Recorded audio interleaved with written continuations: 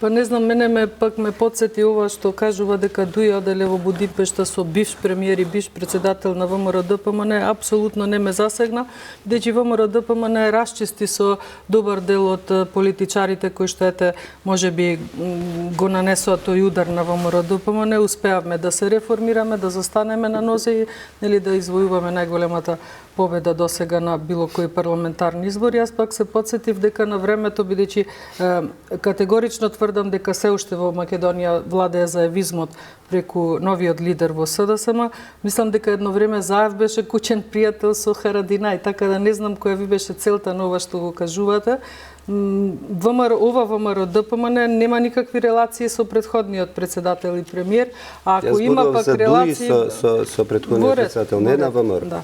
На Дуј со претходниот. Да, од оно што го слушнавме деновиве, Филипче вели разликата со ВМРО-ДПМН, ке лидерот на СДСМ вели ке биде 2 или 2,5, премиерот Мицковски вели тоа нема да биде така, дека нему се точни проценките. Меѓутоа, мислам дека подадена рака имаше од Филипче за заеднички настап со ВМРО-ДПМН во некои општини на локалните избори. Дефинитивно тоа веќе нема да биде тема на разговори. Немаме се уште завземено став по однос на настапот на локалните избори.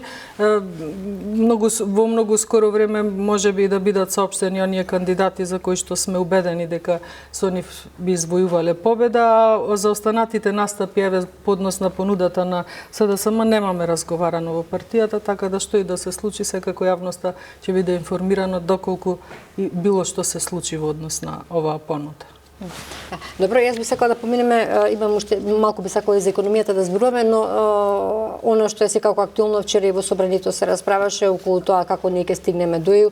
Ставот на СДСМ е дека владата не знае во кој правец да оди, па со на резолуција во Советот за безбедност во кој што ко-спонзор беше Македонија. Го слушнавме, премиерот Мицковски кажа наш стратешки партнер се САД, но стратешка цел ни Европската унија, но судејќи според настапите на вашите представници Тајчулевски, СДСМ смета дека овие чекори и ова приближување со новата администрација во Вашингтон не е вистинскиот правец? Не. И зошто? Прво не е точно таа констатација, апсолутно наш стратешки партнер се Соединетите Американски држави и тоа не е од 2008 година која е потпишено нај договор, туку од самата независност на нашата држава. Најголем стратешки партнер кој секогаш бил на страната на нашата држава во најтешките процеси биле Соединетите Американски држави, меѓутоа ќе пробам да направам една паралела малце и историски да се вратиме назад. Ако историски гледаме, најблиската администрација и најблагонаклонета кон Република Македонија администрација на Соединетите Американски држави била таа на председателот Џорџ Буш. Сеќавате 2004 година имавме признавање на Република Македонија под уставното име. Исто така во 2008 година Џорџ Буш заедно со тогашниот државен секретар Кондолиза Рајс лично се залага на самитот на НАТО во Букурешт да Македонија стане полноправна членка на НАТО заедно со Хрватска и Албанија.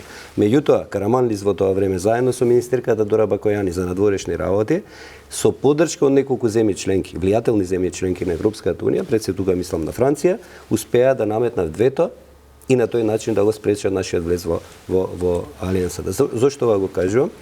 Затоа што од тука гледаме дека земјите членки на Европската унија си имат своји интереси по кои се раководат и тие интереси не засегаат нас.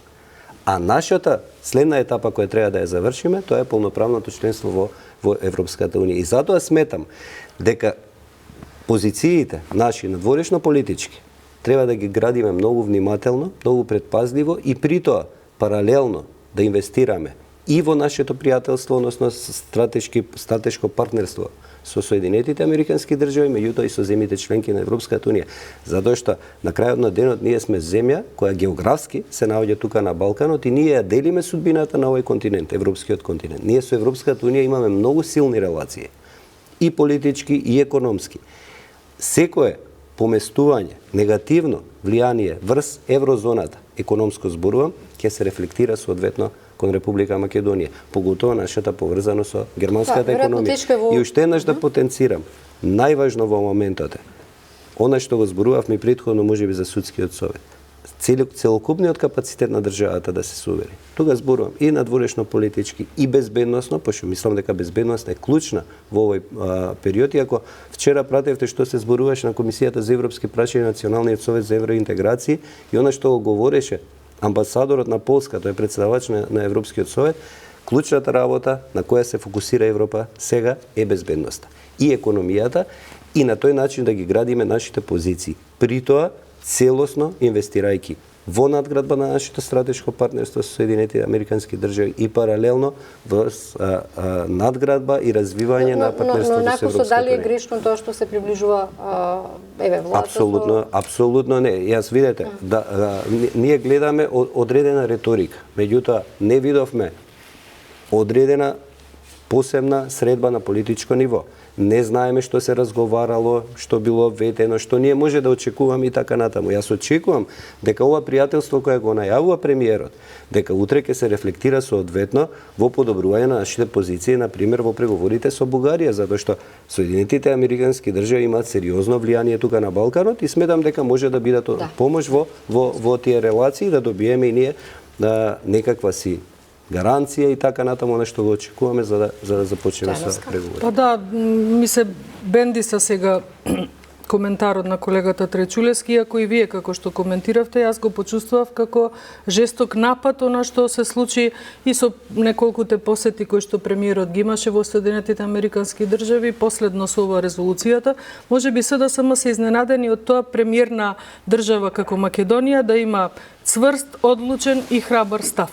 И не гледам јас тука грешка да се биде ко-спонзор на резолуција која што впрочем и помина на Советот за безбедност. Така да не гледам воопшто што беше тука спорно. Значи помина времето кога имавме колебливи политики, дај ми го, нати го или повеќе земи отколку дај и затоа стигнавме до тука. И ние паралелно, ние не само како влада, туку како партија, стратешки цели тука да бидеме начисто и СДСМ не сме скршнале од нашите стратешки три цели. Соединетите Американски држави, НАТО и Европска унија.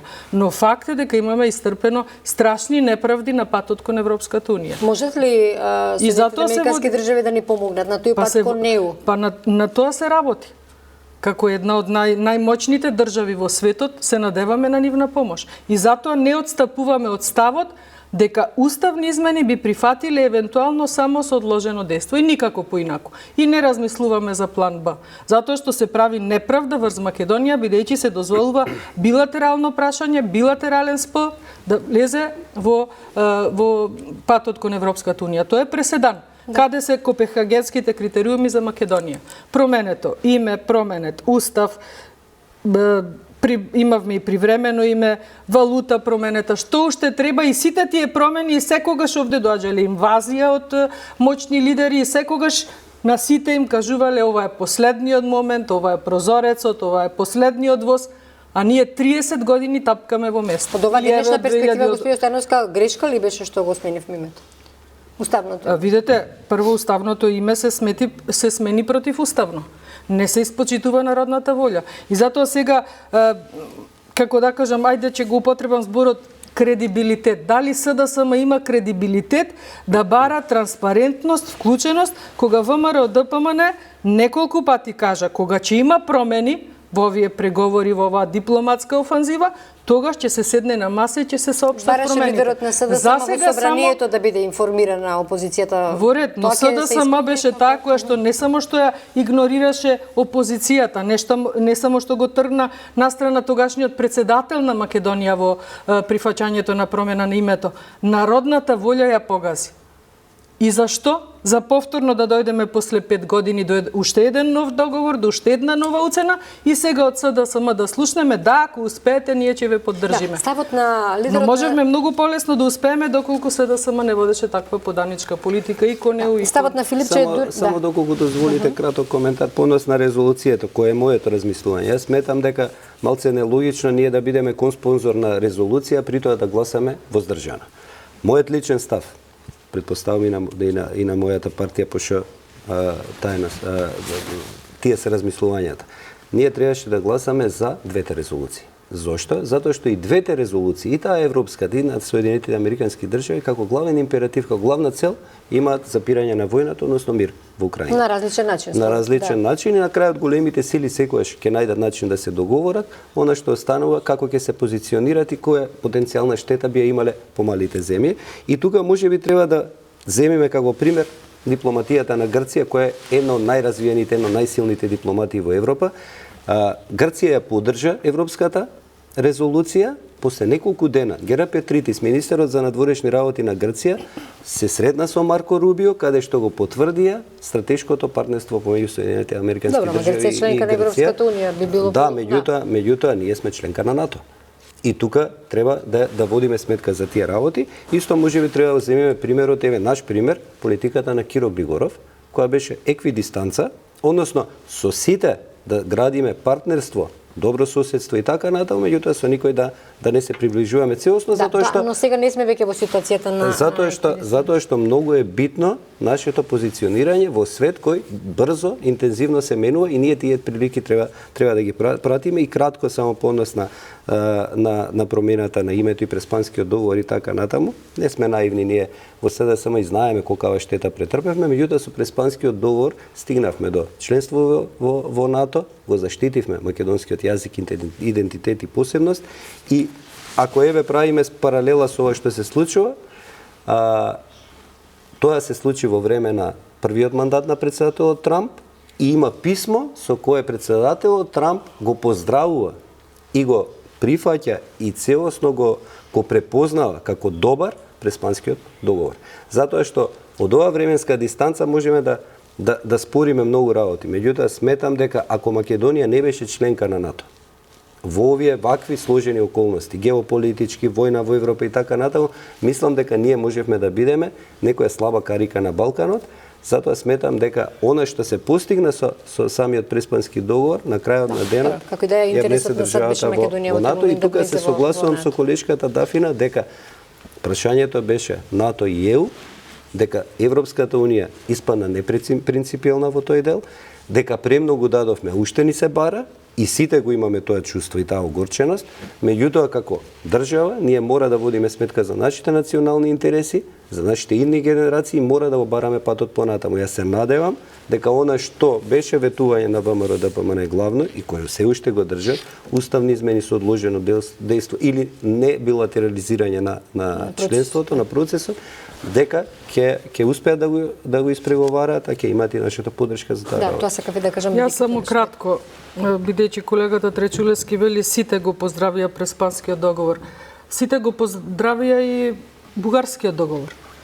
И ако се случеше она што вие го ветивте без договор, због кога велам вие, мислам на СДСМ, не ме сваќајте лично вие, иако сте дел од таа партија, и ќе го поздрават.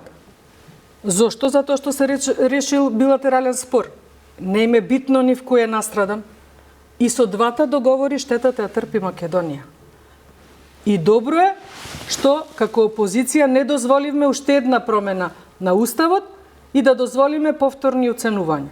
И сега вие префрлате топката, велите, ако вие успеете, ние ќе поддржиме. А штетата која направи, која дозволи? Затоа ни оставивте многу растурена и држава, и понижена, и оплячкана, и се. И да, превзедовме обврска, сето ова да го решиме и затоа дозволете да успееме во преговорите. Немојте да критикувате ако сме застанали на страната на Соединетите американски држави, ако преговараме со Европска унија, ако зборуваме за нашата вистина, затоа што не се зборуваше за македонската вистина. Затоа што ако се подпишеше, односно она што вие го прифативте со Бугарскиот договор, се случеше втората уставна измена.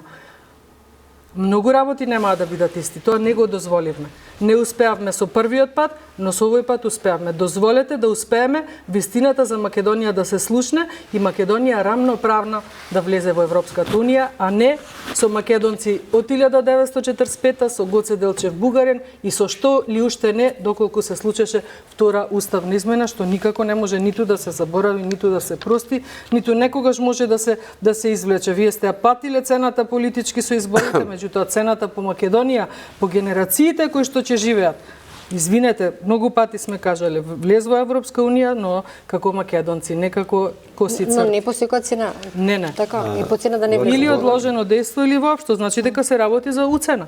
Добро. А тоа и го кажуваат, впрочем се извинам, тоа го кажуваат бугарските политичари. Кога ќе отворите на страната на Обединетите нации, македонскиот јазик го пишува како македонски јазик. Нашиот договор со Frontex тема на македонски јазик. Ние целосно го имаме заштитено идентитетот по однос на преспанскиот договор кој зборува. По однос на бугарскиот предлог, предпоставам дека тоа било максимумот што македонската дипломатија во тој момент мислела дека го постигнала, не добил поддршка во рамки на парламентот и апсолутно не само што дозволуваме на сегашната влада да се избори за подобри позиции. Впрочем, за тоа освоја 450.000 гласови. Подобрена преговарачка рамка. Апсолутно, дури ние викаме, дајте затворена седница во собрание, да видиме која е стратегијата и планот на владата, доколку има таков остварлив план. Не само што ќе дадеме поддршка, туку сме спремни да направиме мораториум во јавниот дискурс, да не говориме на оваа тема, само да не наштетиме на процесот. И ќе имат апсолутно нашата поддршка и дај Боже ова што се најавува како подобрена позиција во однос на Соединетите Американски држави да се искористи во таа насока и да имаме таа помош од САД по однос на решавање на оваа прашање. Конкретно емисијата би сакала малку околу економијата. Сега само постојано слушаме како вели дека власта има лоши резултати во економијата, во економските политики. Сега последната тема на која што опозицијата инсистира е поддршка на синдикалните барања за минимална плата од 500 евра. Во своевремено и тогашната опозиција стоеше на страната на синдикатот. Полесно е, предпоставам, од позиција на опозиција да се борите за правата на работниците, но реално, Трайчо Левски, можно ли е да се покачи платата на минималната плата на 500 евра и треба ли власта тоа сепак да го прифати? Вака по однос, само кратко по однос на реформите економски и така натаму. Искрено да ви кажам, јас сум целосно разочаран од перформансот на оваа влада. Очекувањата на граѓаните генерално, без разлика јас што сум припадник, член на Социјалдемократскиот сојуз на Македонија, секојаш било како перцепција дека ВМРО-ДПМН е многу поефикасна во делот на економските политики, а СДСМ секојаш е поумешна во делот на надворешна, внатрешна безбедносна политика и така натаму. Ова што денеска го гледаме. Освен функционирање, и тука слободно ќе кажам, на 3 ресори, јас лично тоа така го гледам, и тоа се одбрана, можеби транспорт и внатрешни работи, сите други ресори имаат целосно потфрлање и никаков учинок и никаква реформа. Над 1 милиарда инвестиции, тоа беше информација. Видете да ви кажам, над 1 милиарда евра инвестиции, меѓутоа она што го гледаме е урнисување на животниот стандард целосно. Цените во маркетите, цените на струјата, цените на гасот, значи целокупниот животен стандард на граѓаните е урнисан. И затоа предлогот е за зголемување на минималната плата, затоа што ние како држава мора да водиме сметка. Има ли пари за само тоа? се докажам, ние мора да водиме сметка за она што се вика работничка класа. Таа е стожерот на општеството. Таа е секојаш основата за било што во едно општество е работничката класа. Дали има пари? Јас сметам дека државата треба тука она што ние го предлагаме, а тоа е субвенционирање на придонесите. Апсолутно. Значи ние викаме платата да оди на 500 евра, минималната плата, со тоа што делот на придонеси кои треба да е разликата од 22.000 до тие 30.000 денари да се субвенционира од страна на државата, односно на тој начин помагаме на компаниите да не биде се на нивни терет, меѓутоа придонесуваме изголемување на минималната плата. Инаку ова е една константа за СДСМ. Зошто? Затоа што од 8.900 денари платата дојде од 22.000 денари во текот на мандатот на владење на СДСМ и сметам дека секоја влада треба да води сметка. Не може ние да имаме политика од типот нека се договорат работодавачите и работниците. Тоа е исто како да му кажете на волкот и на овцата одете договорете се што ќе правите. Значи мора државата тука во рамки на економско-социјалниот совет, каде што има сериозна улога, да изигра својата улога, да придонесиме за работниците. На крајот на денот, така ја стимулираме приватната потрошувачка. Тие пари ќе се вратат во економијата и во државата. Тие пари кога одат во семејствата, во работниците, во луѓето, ќе се зголеми потрошувачката и тоа ќе се врати и плюс ќе раздвижи целокупна На крајот од економија. емисијата сме, Стојановски, имате помалку од една минута, се надевам ќе можете да да, нема да се согласам прво во делот кога си ги припиша колегата Тречулевски успесите на СДСМ во водење на надворешна и безбедносна политика, апсолутно. За НАТО гласавме и ние, надворешната политика, споменав бугарскиот и преспанскиот договор се најголем срам за Македонија и понижување, иако членството во НАТО не можам да кажеме. Сега, ако за 8 месеци сметате дека покачувањето на пензиите, постигнатите договори со синдикатот на образование, на здравство, со кои што на едните 40%, на едните до 50% ќе им стигнат зголемувањата на платите до крајот на нашиот мандат.